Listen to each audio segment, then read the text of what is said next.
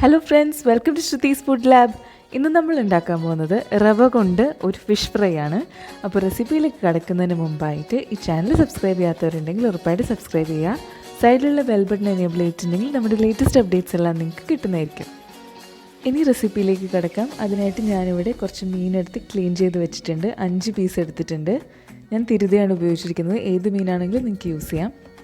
അതുപോലെ ഒരു ബൗളിൽ കുറച്ച് ഇഞ്ചിയും പച്ചമുളകും വെളുത്തുള്ളിയും കൂടി നന്നായിട്ട് അരച്ചെടുത്തിട്ടുണ്ട്.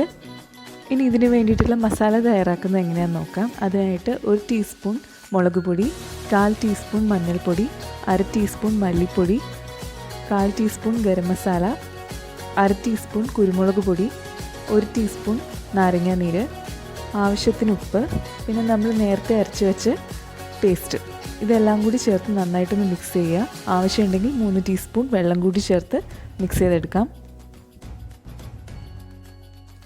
മസാല എല്ലാം റെഡി ആയിട്ടുണ്ട്. ഇനി ഇത് നമുക്ക് മീനിലേക്കൊന്ന് പുരട്ടി കൊടുക്കാം. മസാലയൊക്കെ നന്നായിട്ട് അപ്ലൈ ചെയ്ത് കൊടുത്ത ശേഷം നമുക്കിത് 1 മണിക്കൂർ ഫ്രിഡ്ജിൽ വെച്ചൊന്ന് മാരിനേറ്റ് ചെയ്യാം.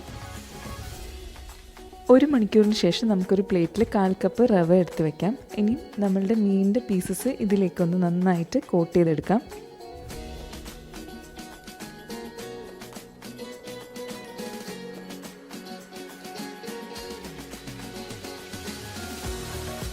മീനെല്ലാം നന്നായിട്ട് റവയിൽ കോട്ട് ചെയ്തെടുത്ത ശേഷം നമുക്കിത് പൊരിച്ചെടുക്കാം.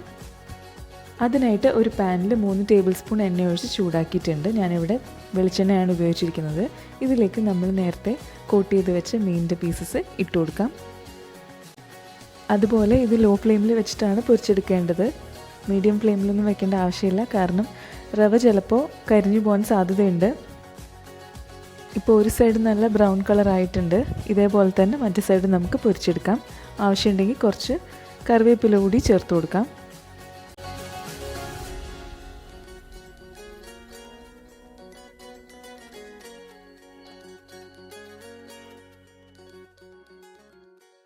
ഇപ്പോൾ 2 സൈഡും നല്ല ക്രിസ്പി ആയിട്ടുണ്ട്. ഒരു ഗോൾഡൻ ബ്രൗൺ കളർ ആയിട്ടുണ്ട്. അങ്ങനെ നമ്മുടെ റവ ഫ്രൈഡ് ഫിഷ് റെഡി ആയിട്ടുണ്ട്. ഇത് വളരെ സിമ്പിളായിട്ട് ഉണ്ടാക്കാൻ പറ്റുന്ന ഒരു റെസിപ്പിയാണ്. എല്ലാവരും വീട്ടിലൊന്ന് ട്രൈ ചെയ്ത് നോക്കാം. അതുപോലെ തന്നെ കമൻസും പറയാം. അപ്പോൾ ഇന്നത്തെ റെസിപ്പി എല്ലാവർക്കും ഇഷ്ടമായി എന്ന് വിശ്വസിക്കുന്നു. ഇനി വേറെ റെസിപ്പി ആയിട്ട് പിന്നെ കാണാം.